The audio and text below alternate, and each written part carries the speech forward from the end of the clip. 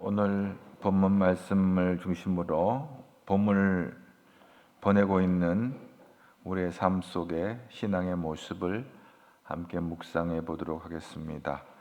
시편 104편 오늘 10절부터 12절까지 말씀을 함께 보겠습니다. 여호와께서 샘을 골짜기에서 솟아나게 하시고 산 사이에 흐르게 하사 각종 들짐승들에게 마시게 하시니 들나귀들도 해갈하며 공중의 새들도 그 가에서 깃들이며 나뭇가지 사이에서 지저귀는도다. 아멘. 이 겨울이 쓸쓸해 보이는 것은 강이나 산의 물들이 얼어붙기 때문입니다. 그런데 봄이 되면 이제 생각하게 되는 특징 중에 하나가 이 물들이 다 녹고 또 샘이 솟아서 골짜기로 흐르는 이 물들이 모든 생명체들을 해가람을 얻게 됩니다. 이 해가람을 얻는다고 하는 이 슈베르라는 말은요, 갈증을 깨어버린다라는 뜻이에요. 이게 동사 샤바르는 그릇을 던져서 깨버리는 그런 단어의 의미가 있어요. 그러니까 얼마나 시원해요. 갈증을 깨버린다는 거예요. 이 표현을 직역을 하면은 해가람을 얻는다. 목마른 사람들이 시원한 물을 먹을 때 시원하잖아요. 그릇을 깨버리는 그 단어를 사용하고 있습니다. 물을 다스리시는 분은 하나님이십니다. 오늘 시편 104편 9절 한번 또 보겠습니다. 주께서 물의 경계를 정하여 넘치지 못하게 하시며 다시 돌아와 땅을 덮지 못하게 하셨네. 과학자 뉴턴은 만유인력이라고 하는 이 과학 법칙으로 이 과학적으로 하나님의 창조 섭리를 설명을 하죠. 근데 우리는 믿음으로 하나님의 창조의 능력과 섭리를 받아들이는 거예요. 과학적으로 설명을 하는 게 아니고 믿음으로. 일반적으로 그 자연의 원리에 따르면 물은 위에서 낮은 데로 흐릅니다. 그런데 샘만큼은 낮은 곳에서 높은 곳으로 솟구쳐 올라와요. 그래서 오늘 말씀 가운데 이 샘, 그리고 이 샘에서 솟아나오는 이 물이 골짜기로 흘러서 셀 수 없는 많은 지류들을 통해서 사람과 동식물들 또 육안에 보이지 않는 미생물 이르기까지 모든 생물들이 생육하고 번성할 수 있는 그런 조건을 제공하는 것입니다. 하나님이 창조하신 만물에 대한 하나님의 섬세한 돌보심을 이 산을 바라보면 우리가 보게 되어집니다. 오늘 11절에 뭐라고 그랬죠? 각종 들짐승에게 마시게 하시니 들나귀들이 해갈한다. 이 들나귀라고 하는 것은 이제 집에서 사육되는 나귀가 아니라 이 페라임이라고 하는 이 들나귀는 야생에서 자유롭게 살아가는 나귀들을 의미하잖아요. 집에서 사육되는 나귀에게는 인간이 물을 공급해 줍니다. 돌보는 사람이 없는 이 들나귀들의 갈증은 누가 해결해 주느냐? 하나님이 해결해 주시는 것을 봅니다. 특별히 들나귀라고 하는 것은요, 이스라엘 백성들에게 있어서는 경멸과 멸시의 대상으로 언급되는 동물 중에 하나가 들나귀입니다. 그래서 그 경멸과 멸시의 대상일지라도 하나님께서는 먹이시는 거예요. 마태복음 5장에 보면 그런 말씀이 있어요. 45절에 하나님이 해를 악한 사람이나 선한 사람에게나 다 비추고 또 비를 의로운 사람이나 불의한 자에게 다 내려주신다 그랬어요. 이쁜 사람만 먹이는 게 아니라 원수도 다 먹이시는 거예요. 12절에 또 한번 다 같이 볼까요? 공중에 새들이 그 가에 깃들이며 나뭇가지 사이에서 지저귀는도다. 새들이 나뭇가지에서 노래를 부르고 있습니다. 어떤 노래일까요? 불평의 노래일까요? 원망의 노래일까요? 나는 왜 이렇게 새로 태어나서 이렇게 여기서 이루고 있어 라고 원망하고 있을까요? 결코 그렇지 않을 것입니다. 하나님이 제공하신 이 번성케 하신 하나님의 은혜를 마치 즐거워하는 모습으로 이 지저귀는 새들의 모습을 보면서 이 땅의 평화 가득한 것을 새들이 보여주고 있습니다. 마치 새들이 지저귀는 것은 하나님을 찬양하는 그런 모습으로 예민하게 믿음의 눈으로 바라보면 새들을 그렇게 볼 것입니다. 그러나 우울하고 마음이 착잡한 사람들이 새를 바라볼 때 새의 지저귀는 것은 짜증스럽게 들릴 수도 있을 것입니다. 자, 어찌됐든 이 물이 솟아나게 하시는 것은 이 본문 만물이 소생하고 새로운 생명이 덧입는 시간입니다. 새로운 힘을 공급받는 시간입니다. 그게 바로 봄입니다. 우리의 영적인 모습은 어떠할까? 봄은 됐는데 아직 봄이 오지 않은 사람도 있을 것입니다. 영적으로 경직되어서 얼어붙어 있지는 않은지, 차가운 냉기를 뿜어내는 겨울 신앙이 아닌지, 오늘 따뜻한 봄 햇살이 이 얼음의 냉기를 녹이는 이 봄신앙으로, 겨울신앙에서 봄신앙으로 거듭나기를 축복합니다. 우리가 흔히 물이 올랐다라는 표현을 합니다. 물이 올랐다. 그 무슨 말이에요? 여러분 탤런트들이나 배우들을 보면서 저 사람의 연기가 물이 올랐어 이렇게 한다는 것은 아주 최고의 연기력을 발휘할 때, 그 전성기를 볼 때 물이 올랐다 이렇게 말하고 있습니다. 스포츠 선수들도 물이 올랐다고 하는 뭐냐면 자기 실력을 최고로 발휘할 때 물이 올랐다 이렇게 말하는 것입니다. 좋은 의미로 그렇게 쓰는 것이죠. 봄은 만물이 물이 오르는 계절입니다. 여러분 우리의 신앙에도 물이 오르는, 물이 올랐다 할 만한 그런 신앙의 전성기를 누리기를 축복합니다. 사람들은 그래요. 내가 옛날에 예수 잘 믿었어. 그거는 과거의 얘기고, 내가 옛날엔 찬양도 열심히 했어. 그건 옛날 얘기고, 지금 하나님 온 마음과 온 정성을 다해서 하나님을 찬양하고 하나님을 예배하고 하나님을 섬기고 교회를 섬기고, 할렐루야, 물이 오르는 그런 신앙의 절정이 여러분이 되기를 축복합니다. 그렇습니다. 우리의 신앙과 삶 속에서 물이 오르는 신앙이 되면 얼마나 좋겠어요. 야, 물이 올랐어, 멋져, 예수 잘 믿어, 이런 사람들로부터 인정받고 칭찬받는 거, 이건 나이와 상관없어요. 어떤 인생은 나이 80이 돼서 물이 오르는 인생이 있어요. 그전엔 예수 믿는 게 뭔지도 모르다가 나이 80이 넘으니까 야, 예수 믿는 게 이런 거구나 깨닫고 열심히 믿음 생활하는 사람이 있고, 아무리 젊은 사람들 40대 50대 젊음을 가지고 있지만은 예수가 뭔지 믿음에 대한 이해가 없다 보니까 야, 참 좋다, 오늘 야 5월 4일 5월 5일 5월 6일이는 또 빨간 날이네, 할렐루야, 7일까지 해가지고 요즘 일본 엔화가 아주 얼마나 싼지 그냥 자 일본 가자, 온천 가가지고 물 담그고 앉아있는 인생들이 70대 80대는 없고 대부분 40대 50대들 30대들 일본 가서 물 담그고 앉아있을 거예요. 뜨거운 물 혹시 영상으로 예배드리는 어디 좋아요? 물이 어디 일본 온천 괜찮아요?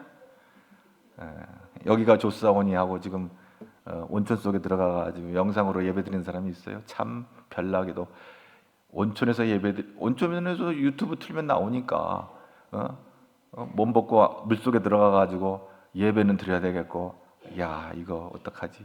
그래도 나라와 나라가 지금 일본, 한국이 얼마나 멀어요? 야 거기서 이렇게 핸드폰만 틀면은 말이죠. 오늘 실시간으로 지금 아마 일본하고 시간차가 1시간 차이 얼마나 되는지 모르겠는데 하여튼 지금 아마 영상으로도 충분히 영상 예배를 드릴 수가 있을 거예요. 자, 그나마 그렇게라도 예배드리면 감사한 일이죠. 자, 그런데 물이 마른 인생들이 있는 것은 에스겔 골짜기에 뼈들이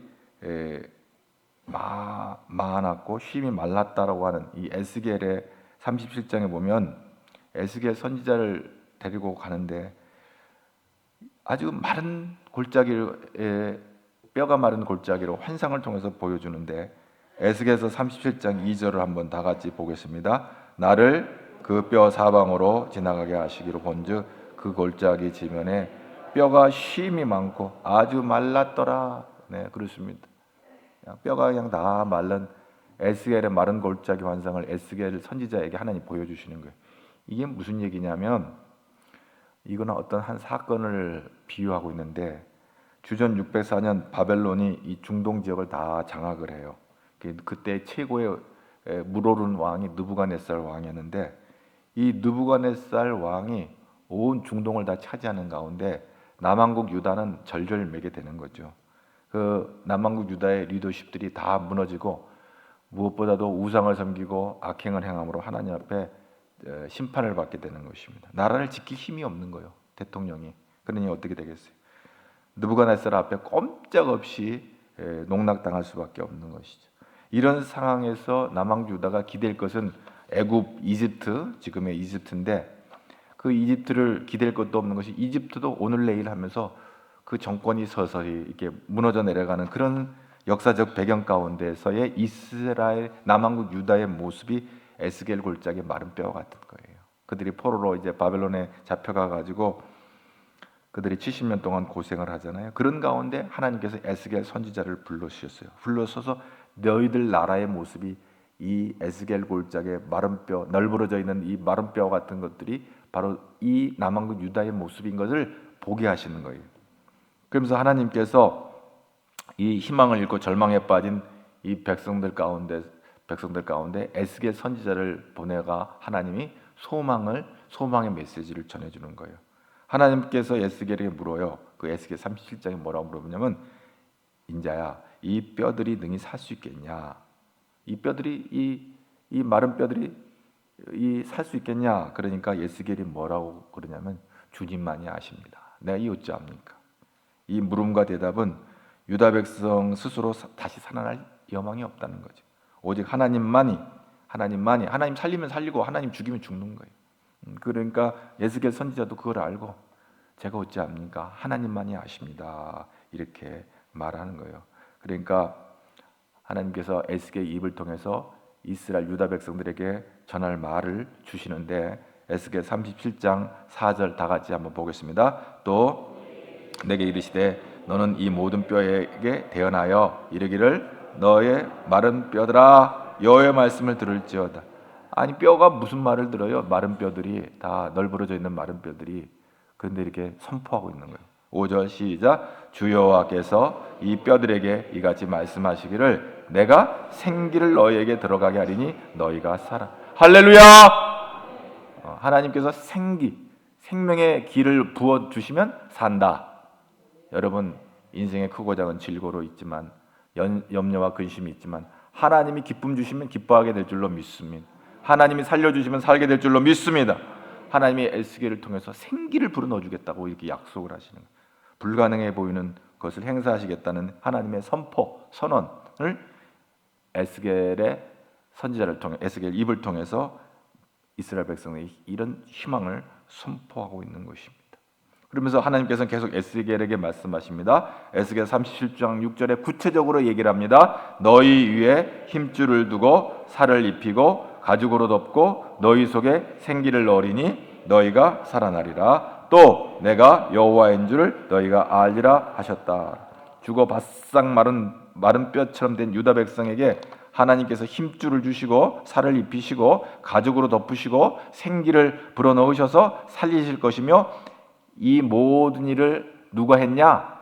내가 했다. 너희는 내가 여호와인 줄을 너희가 알리라. 할렐루야.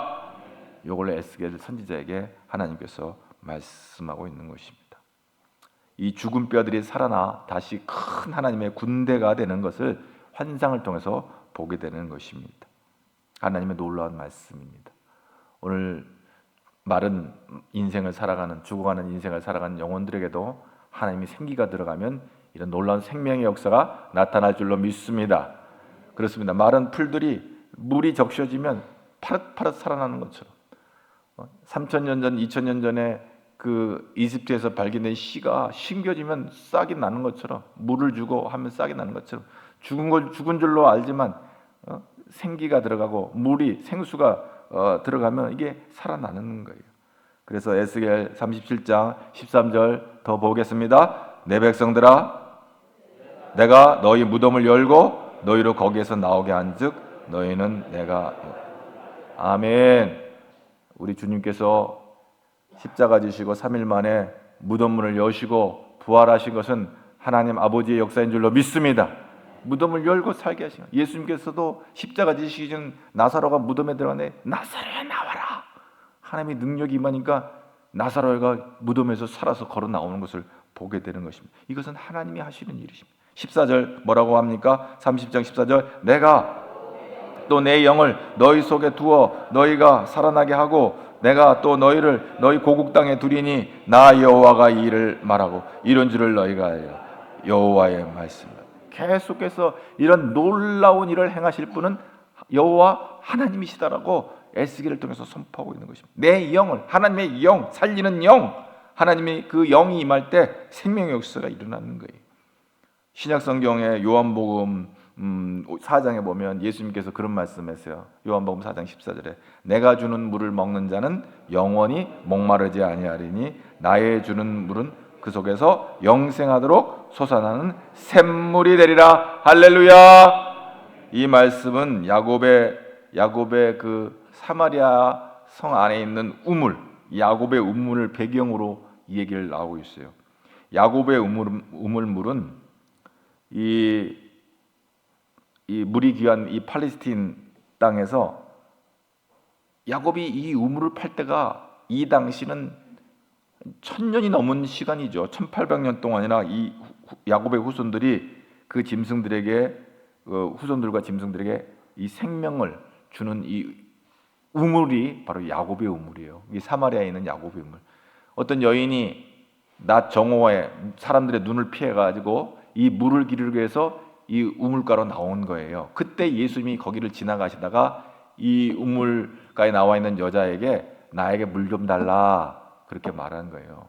그러니까 이 사마리아 여인이 당신은 유대인인데 나보고, 원래 유대인하고 사마리아인은 사이가 안 좋으니까 그것도 남자와 여자는 유별인데 아인 멀쩡한 남자가 와가 유대인 남자가 와 사마리아 이 여자에게 물 달라니까 당신들 우리는 사이도 나쁜데 어찌하여 나에게 물 달라고 하니까 내가 주는 물이 무엇인지 알면 넌 깜짝 놀라서 그 물 달라고 할 거다. 그러니까 이 물이 어디 있다고 물 달라고 그러나. 그러면서 예수님께서 이 물을 그 야곱의 우물을 말하는 거야. 이 물을 먹는 자마다 다시 목마르거니와 내가 주는 물은 영원히 목마르지 않는다. 무슨 얘기예요? 오늘 다시 요한복음 14장 14절 한번 또 같이 볼까요? 시작. 내가 주는 물을 먹는 자는 영원히 목마르지 않는다. 나의 주는 물은 그 속에서 그렇습니다. 주실 죄사함과 구원과 영생에 대한 얘기를 이 여인에게 말해주고 있는 것입니다. 오늘 예수님이 자신을 생수, 우리에게 생명을 주는 물이라고 선포하고 있습니다. 예수가 곧 생명의 물이다. 예수님이 내 안에 역사할 때 생명이 샘솟고 그냥 잠깐 있다 사라질 것이 아니라 영원히 목마르지 않는다. 영생하도록 솟아난 샘물이 되리라. 할렐루야. 그렇습니다. 이 솟아나는 샘물, 하나님께서 오늘 예수 그리스도를 통해서 우리에게 주시는 영생의 그 선물을 말씀하고 있는 것입니다. 그리고 이 6장에 이어서 요한복음 6장에 이어서 7장에 요한복음 7장에 들어갈 때 예수님께서 초막절 마지막 날 성전 뜰에서 예수님이 이스라엘 백성들이 광야에서 생수를 마신 것을 기념하기 위해서 사람들이 실로암 목가에서 물을 길러 성전 뜰에다 이렇게 붓는 행사를 하는데 거기서 예수님께서 그들이 실로암 목가에서 물을 떠다가 와서 거기다 물을 붓는 그런 예식을 하는 가운데 예수님이 거기서 요한복음 7장 37절에 38절 39절에 크게 외치면서 그럽니다. 한번 보겠습니다. 명절 끝날 곧 큰 날에 예수께서 서서 외쳐 이르시되 누구든지 목마르거든 내게로 와서 마셔라. 나를 믿는 자는 성경의 이름과 같이 그 배에서 생수의 강이 흘러나오리라 하시니 이는 그를 믿는 자들이 받을 성령을 가리켜 말씀하신 것입니다. 할렐루야. 성령을 소개하고 있습니다. 성령의 역사를 말씀하고 있습니다. 예수님께서 그렇게 말씀하세요. 내가 떠난 다음에 보혜사 성령을 너에게 보내주시겠다. 요한복음 14장 16절 또 보겠습니다. 요한복음 14장 16절 말씀입니다. 내가 아버지께 구하겠으니 그가 또 다른 보혜사를 너희에게 주사 영원토록 너희와 함께 있게 하리니. 할렐루야. 하나님이 성령을 보내주셔서 우리와 함께 하십니다. 오늘 이 시간도 함께 하십니다. 14장 26절 요한복음 14장 20절 계속해서 보혜사 곧 아버지께로서 내 이름으로 보내실 성령 그가 너희에게 모든 것을 가르치고 내가 너희에게 말한 모든 것을 생각나게 하리. 우리 하나님 예수 그리스도를 통해서 우리에게 보내신 이 구원의 비밀들을 말씀을 통해서 잘 알지 못하지만 성령께서 우리 안에 오셔서 그것을 구원의 비밀들을 깨닫게 하시고 믿게 하시고 구원받게 하시고 할렐루야 영생의 소망을 갖게 해주시고 놀라운 이 은혜를 성령님이 우리 안에 오셔서 깨달아 알게 하신다고 말해요. 예수님이 행하신 모든 일들을 깨달아 알게 하신다. 요한복음 15장 26절 또 한번 볼까요? 내가 아버지께로부터 너희에게 보낼 보혜사 곧 아버지께로부터 나오시는 진리의 성령이 오실 때 그가 나를 증언할. 바로 예수를 알게 하시는 거예요. 놀라운 일이 아닐 수가 없습니다. 또한 그것뿐만이 아니에요. 요한복음 16장 13절에 성령이 오시면 어떤 일이 벌어지냐? 그러나 진리의 성령이 오시면 그가 너희를 모든 진리 가운데로 인도하시리니 그가 스스로 말하지 않고 오직 들은 것을 말하며 장래일을 너희에게 알리시리라. 할렐루야. 하나님 놀라운 구원의 결과를 우리에게 깨달아 알게 하셔서 천국의 소망을 갖고 살도록 성령님께서 우리를 인도해 주시는 거예요. 예수께로 진리로 인도하시니까 예수께로 우리를 인도해서 길이요 진리요 생명 되신 예수로 말미암아 우리가 영원한 하나님 나라를 유업으로 얻는 이 길을 성령께서 우리를 감동하시고 깨닫게 하시고 인도하시는 거예요. 그 약속대로 십자가에 죽으시고 부활하시고 승천하신 후 제자들에게 성령을 보내셨어요. 사도행전 2장 1절 볼까요? 다 같이 4절까지 오순절 날이 이까지 다 같이 한 곳에 모였더니 호련히 하늘로부터 급하고 강한 바람 같은 소리가 있어 그들이 앉은 온 집에 가득하여 마치 불의 혀처럼 갈라지는 것들이 그들에게 보여 각 사람 위에 하나씩 임하여 있더니 그들이 다 성령의 충만함을 받고 성령이 말하게 하심을 따라 다른 언어들로 말하기를 시작하라. 이 성령의 강권적인 역사가 2000년 전 초대교회에 임하였는데 그 초대교회가 어디냐? 1절 다시 한번 2장 1절 오순절 2장 1절 오순절 날이 임해 이름에 그들이 다 같이 한 곳에 모였다. 그래서 한 곳에 모였다. 어떤 장소인 것 같아요. 그 가정교회겠죠. 그 당시는 교회 예배당이 없으니까 어떤 한 곳에 모였어요. 자, 그런데 오늘 시편 104편 13절 말씀을 한번 다 같이 봅시다. 시편 104편 14절 시작. 그가 그의 누각에서부터 산에 물을 부어 주시니 주께서 하시는 일의 결실이 땅을 만족시켜 주시는. 그가 그의 어디에서 산에 뭘 부어 주냐? 뭘 부어 줘요? 물을 부어 주시니 주께서 하시는 일의 결실이 땅을 만족시켜 주는.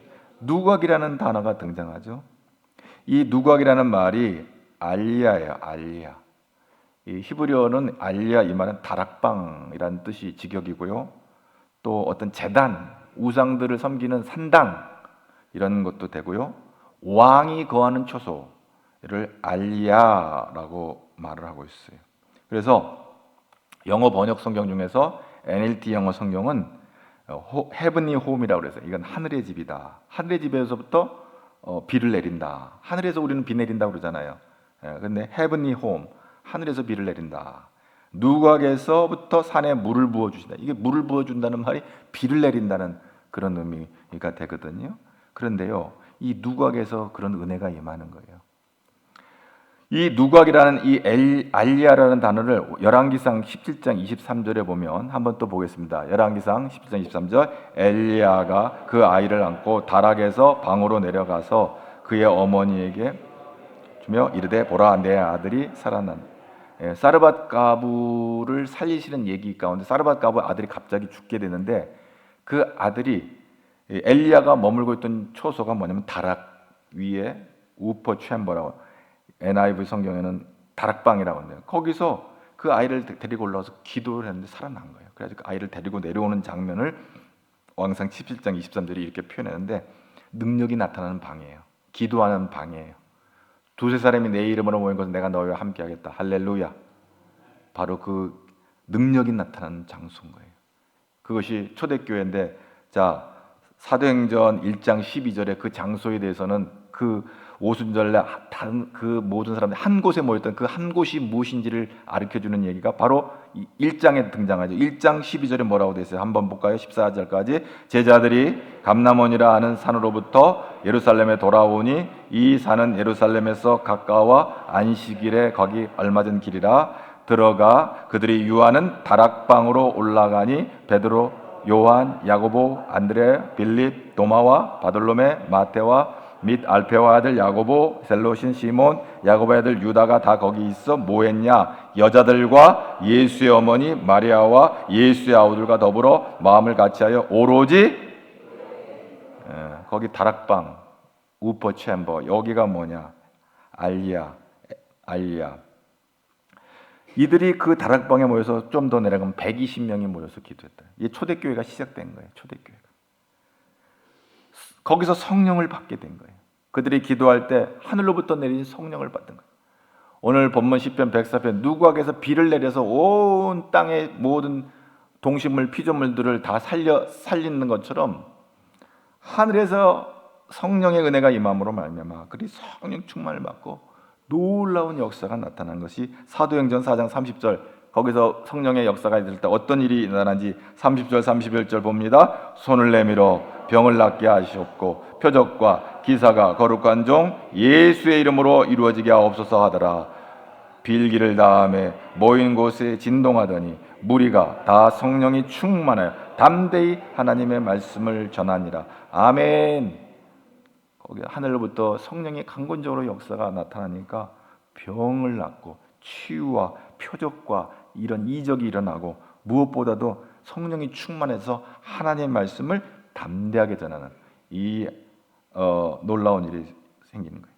내 안에 생명수가 흐를 때에 우리 심령 속에 말씀과 기도의 생수가 성령의 역사가 흘러넘침으로 말미암아 이들이 주의 복음의 증인이 되는 거예요. 그래서 사도행전 1장 8절에 성령이 임하면 너희가 권능을 받고 예루살렘과 온 유대와 사마리아와 땅끝까지 내 이름의 증인이 된다. 그래서 땅이 복을 받는 거예요. 예수 이름으로 할렐루야. 오늘 예수의 복음이 심어질 때 이 어둠의 땅이 생명이 움트는 복된 이 조선 땅이 처음에 100여 년 전에 우리 130여 년 전 주를 알지 못하는 이 땅에 예수 복음으로 말미암아 우리 대한민국이 살게 된 줄로 믿습니다. 오늘 예수님으로 말미암아 여러분이 살게 된 줄로 믿습니다. 여러분이 영생을 유업을 얻게 된 줄로 믿습니다. 그렇습니다. 생명수 되시는 예수님이 내 안에 거하시고 생명이 내 안에 거하심으로 이 놀라운 영생의 복을 누리는 은혜를 하게 됩니다. 그래서 얼어붙은 겨울신앙에서 이제 봄신앙으로 여러분이 변화되기를 축복합니다. 그렇습니다. 골짜기마다 물이 공급되어지고 따뜻한 햇살이 비출 때 겨울 내내 죽어있던 풀들이 살아나는 것처럼 마침 새로운 생명을 얻고 푸른 싹을 틔우는 것처럼 이 봄의 부활의 계절인 이 봄에 추운 겨울에 죽음의 신앙을 청산하고 봄의 생명신앙으로 거듭나는 이 부활의 절기가 되기를 축복합니다. 그렇습니다. 마른 풀들도 물이 들어가면 살아나는 거예요. 그래서 오늘 시편 104편 12절 한 번 더 봅니다. 공중의 새들이 그 가에서 깃들이며 나뭇가지 사이에 지덕이다. 봄에 많은 새들이 지저귀는 것은 아이고 살기 힘들어 죽겠네 그런 소리를 하게 기쁘다 즐겁다. 아마 여러분 그래 안 들립니까? 나만 그래 들리나? 여러분 이 봄에 또 어디 뭐 만화방창 온 꽃 피고 산들이 다 이제 물이 오르고 푸른 녹음명이 확 짙어가고 새들이 막 와서 지저귀고 할 때 여러분 그 새들의 속삭임이 어떻게 들립니까? 아이고 짜증난다 죽겠다 그렇게 들립니까? 그건 겨울신앙이에요. 새들이 기쁘고 즐거운 노래를 부를 때 하나님을 찬양하는구나. 나도 하나님을 찬양해야 되겠구나. 할렐루야. 모든 원망은 다 던져버리고 봄처녀 가곡에 봄처녀 있잖아요. 봄처녀가 와서 뭐합니까? 노래를 부릅니다. 봄처녀가 즐거운 노래를 부릅니다. 죽겠다고 하는 게 아니에요. 여러분 저와 여러분의 입술에 감사와 기쁨이 충만하기를 축복합니다.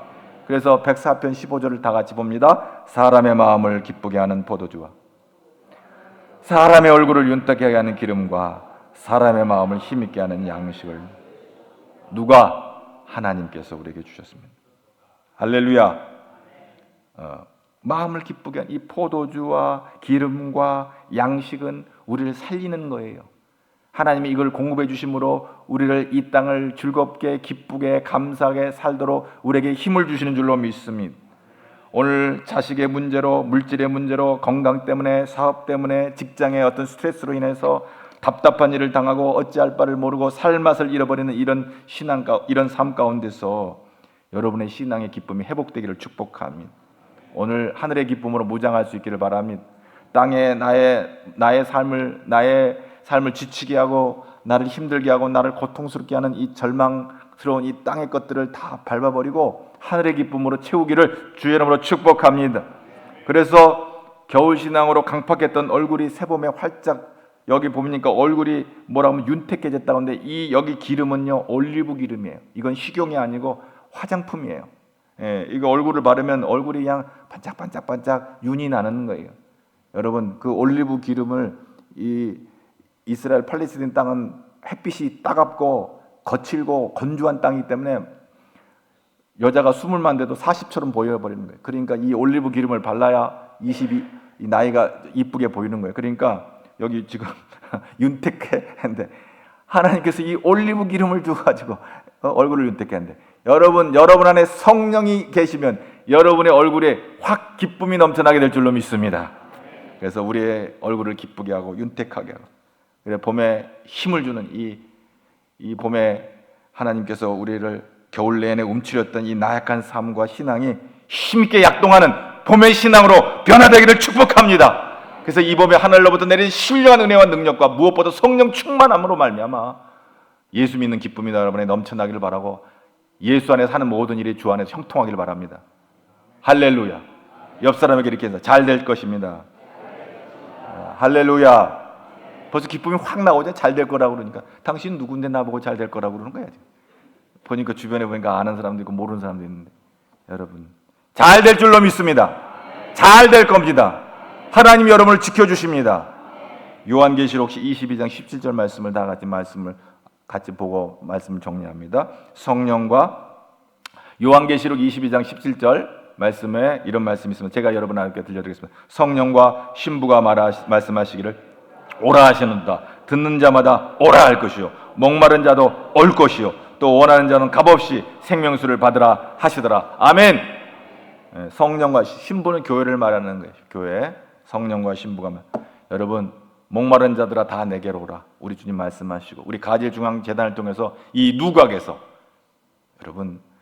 여러분이 가정이 여러분의 누각이 될 수도 있을 것이요. 여러분의 기도의 골방이 누각이 될 수 있을 것이요. 어떤 구역 모임이 누각이 될 수 있을 것이요.